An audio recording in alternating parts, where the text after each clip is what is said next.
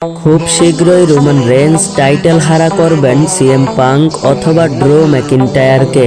অর্থাৎ এখন থেকে ড্রো ম্যাকিন্টায়ার এবং সিএম পাঙ্ক দুইজনেই আতঙ্কে থাকবেন। আর যেই কোনো সময় রোমান রেইন্স চ্যাম্পিয়নশিপের জন্য চ্যালেঞ্জ করে দিতে পারেন, কেননা বর্তমান সময়ে রোমান রেইন্সের কাছে আবারও পাওয়ার চলে এসেছে। এইবার যে রোমান রেইন্স চ্যাম্পিয়ন হবেন এই বিষয়টি 100% কনফার্ম। আপনারা যেমনটা দেখেছেন রয়্যাল রাম্বল প্রিমিয়াম লাইভ ইভেন্টে রোমান রেইন্স 26 নম্বরে এসে বেশ কিছু রেসলারকে এলিমিনেট করে 2026 সালের রয়্যাল রাম্বল বিজয়ী হয়েছেন।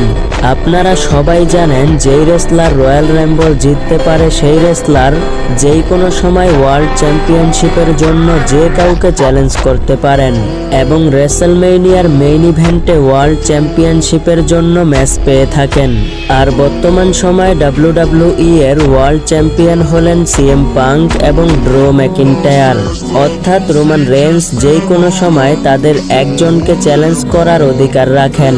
আর বিশেষ করে রোমান রেইন্স যাকেই চ্যালেঞ্জ করুক, যার সাথেই রোমান রেইন্সের ম্যাচ অনুষ্ঠিত করা হোক, রোমান রেইন্সের সামনে টিকতে পারবে না।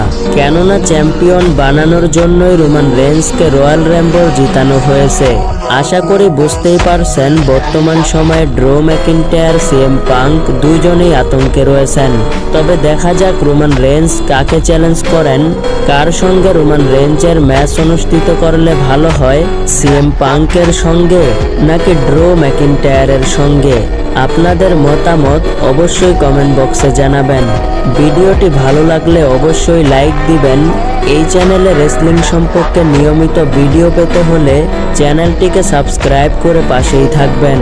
ধন্যবাদ।